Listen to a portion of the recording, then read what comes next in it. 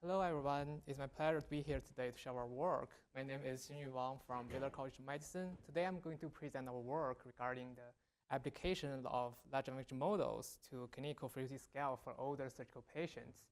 And this is a project collaborating with the physicians from China-Japan Friendship Hospital. First, let me give you some background about frailty. Frailty is defined as a state of diminished physiologic reverse and increased vulnerability to the stressors. In the perioperative setting, frailty is associated with the adverse outcomes, including higher rates of complications, unplanned ICU admissions on longer hospital stays, and also the higher mortality. Since frailty plays an important role in perioperative events, multiple guidelines now recommend incorporating the frailty assessment into the routine pre-operative evaluations. In addition, evidence from a frailty screening showed that incorporating the frailty alerts can reduce 1-year mortality after elective surgery. In this project, we use the CFIs, stands for the Clinical Frailty Scale. This is a 9-point judgment-based scale, where 1 represents very fit, 9 represents terminal ill. The common used cutoff is 5 or higher, which indicates frailty. The reason we use this scale is because it has a strong predictive value. It is associated with the post-operative complications, length of stay, and mortality. The meta-analysis showed that the CFS-defined frailty was associated with the OR equal to 4 for all-cause mortality. However, this scale has its own drawbacks. It is subjective, and physicians require training before they perform this kind of evaluation on patients. Yes. And since this is an AI in Health conference, I won't spend too much time going over the general strengths of large language models, but briefly, large language models can extract key variables from the unstructured clinical notes, perform evaluations with less subjectivity, and save time and effort for the physicians. So why we focus on the application of large language models on CFIs is because, as I mentioned earlier, CFIs is subjective and training dependent. And our idea is that by using the large language models, we might achieve a faster, a more standardized, and more objective frailty evaluation, and potentially reducing the burden for physicians. Here is our study design. We enrolled 222 patients with age greater than 65, and the patients will undergoing the elective surgery. So each patient was first evaluated in person by 3 independent physicians, and the clinical notes from the patients will be de-identified and as the input for the 4 large language models. And we tested the Gemini 2.5 Flash, GPT-4o, and also 2 models from DeepSeek with both the basic and instructions style prompt. And we noticed that the R1 is a reasoning model here. And for each patient, we run 5 times for the model prompt combination. And after we get the CFI score from human and models, we will compare them. Here are the 2 types of prompt we use, the basic prompt and the instruction style prompt. Most of their structure are similar. In both cases, the model is asked to assume the role of a physician, reads the clinical note, and assign a CFI score with a brief rationale. The main difference is that in the instruction style prompt, we include the guidance and the details of CFS level here. For guidance, we aim to restrict the model from hallucinations, and we want the model to directly refer to the reference of CFS we gave and to make the final decision. And here are the patient demographics. We included 222 older patients with age greater than 65, and the age distribution was balanced. The median age was 71 in both sexes. The cases span 12 categories. So we first assessed the run-to-run repeatability across the 5 runs for each model prompt combination. The exact on the right, the left panel means that all 5 runs gave the identical CFS score for each patient. Then the within 1 tolerance here is a looser criterion where all 5 runs stayed within 1 point. At the within 1 tolerance, every setup is essentially at ceiling, almost at 100%. But under the strict exact criterion, performance separates. Gemini is the highest GPT next, but DeepSeek R1 was underperformed. Although it could be improved significantly by the instruction prompt. So overall, most of the models are greater than 90% in exact repeatability, and for the within 1 tolerance, they are almost perfectly repeatable. So next, we performed a within group stability check.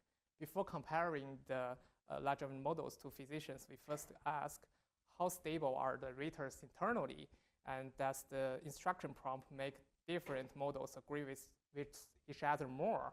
The dashed line here are reference values from the prior work with exact equal to 0.47 and the within 1 tolerance equal to the 0.89. You can see the physicians show high level of internal agreement with exact around 80%. And for the within was almost 100%, all above the reference lines. But for the large language models, the instruction prompt substantially improves the exact intermodal agreement, while within is already at ceiling here. Therefore, because within is both clinically reasonable for an ordinal 1 to 9 scale and already very stable after the median aggregation, in the rest of work, we will use within as the primary endpoint and for model versus physician agreement. But we will still show the exact as a sensitive check. Next, we come to our central question. Can large language models rate the CFS like the physicians? First, we hold the model fixed and change only the prompt, basic versus instruction, to ask whether the prompting moves that model closer to physicians. So on this side, the left panel shows exact agreement with the physician, and the right panel shows the within 1. The right star marks the significant basic versus instruction difference. So as I mentioned, because CFS is an ordinal, within 1 is a clinical meaningful tolerance that we care more. Under the instruction prompt, we can see several models approach about 80% high on within 1 tolerance, but only about 20 to 40% on exact criterion. And in addition, prompting is not a universal fix. It clearly helps DeepSeek models, but shows no significant stable lift for GPT or Gemini. Second, we keep the prompt fixed and compare models. We also benchmark each model prompt against a human reference, like I mentioned before, from the literature, shown by the dashed line, with exact equal to the 0.47 and within 1 equal to the 0.89. In each panel, the red star now indicates the between model differences, and the black star marks the significant difference between the model and the reference. So let's first look at the black star. Under the basic prompt, the 2 panels on the top, all model prompt accuracies are significantly below the reference dashed line here. Under the instruction prompt, however, the matrix of GPT showed no significant difference between the reference dashed lines. And for the between model comparisons, we will look at the right star. DeepSeek V3 and Gemini all underperformed compared with others, but other models' differences are not significant. So to summarize, under the instruction prompt, the GPT is the closest to the human-human benchmark on both exact and within 1 tolerance. DeepSeek V3 comes close on within 1, and DeepSeek R1 and Gemini failed. So the instruction helps some model, but the magnitude and significance of improvement vary by models. Then we did a performance check across the subgroups, looking at Wissmann agreement by the surgery type and also the, I think it's the sex and the age, also the CFS strata. First, for the surgery types, we found that the GPT with the basic prompts show a little bit of instability, but the other model prompt combinations remain relatively stable. However, on the bottom right, in severe cases, for the severe cases, I'm referring to the patients with CFS of 5 or higher. Most model prompts showed unstable there, likely because these patients have a more complex records, but GPT with the basic prompt is still stable there. But why it set out is remain unclear. For age, the DeepSeek with the R1 they show somehow unstable, but for the age, all the model prompt combinations are stable there. To explore which factors affect agreement between the models and physicians, we fit a GE with Wissmann agreement as the outcome. The OR greater than 1 means higher odds of agreeing with physicians. And the blue points are statistical significant. We can see the instruction prompt here send out as a clear positive. It raises the odds of Wissmann agreement by about 70%. But for models relative to the GPT and the DeepSeek and the DeepSeek V3 and Gemini underperformed. But after the adjustment, you can see the surgery type or the age and sex, they seems not as an effective factor for the agreement between large language models and the physicians. So the message from this adjusted analysis is that the instruction consistently help.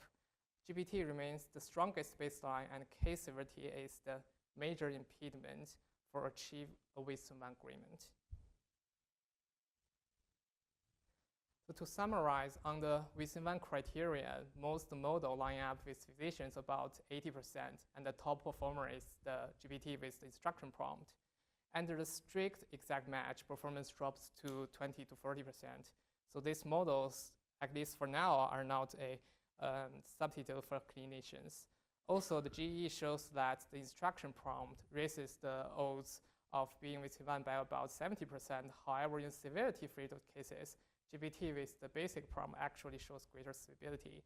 And we also see some heterogeneity across surgery types, age, and sex, although most of the differences are not that statistically significant. But it reminds us that deployment should be context-specific rather than one-size-fits-all. So practically, we now recommend using the Wissmann agreement as the main operating metric for screening, while returning the human review for final scoring and for the difficult cases.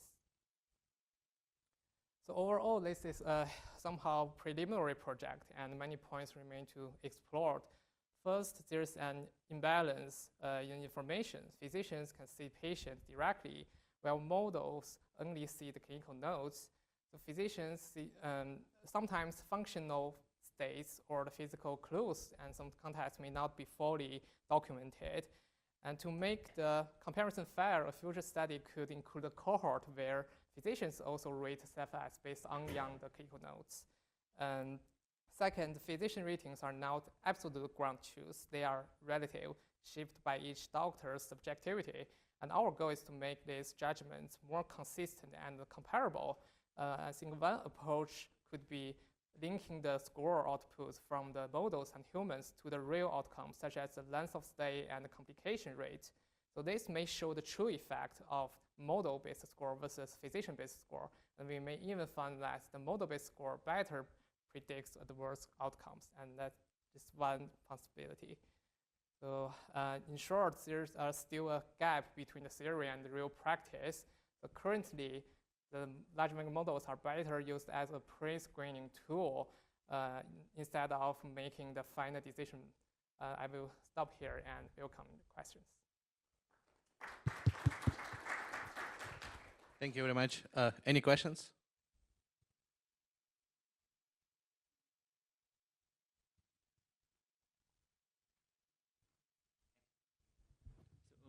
this may be a naive question.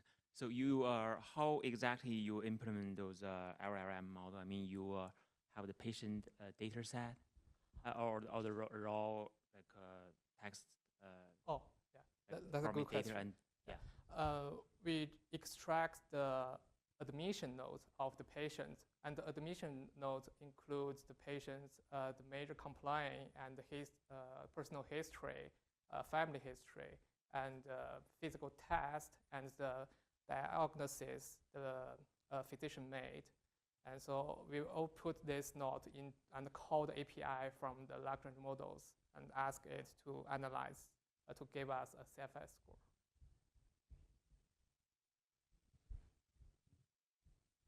Any more questions?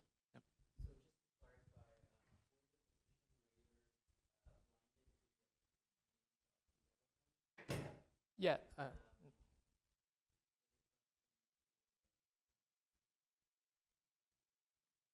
Yes, they are blinded from the result of LLM. Yeah, they first evaluate the patient in person, and then I extract the notes and to analyze them.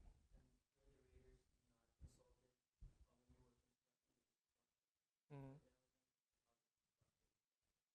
Oh, you mean how I make the prompt?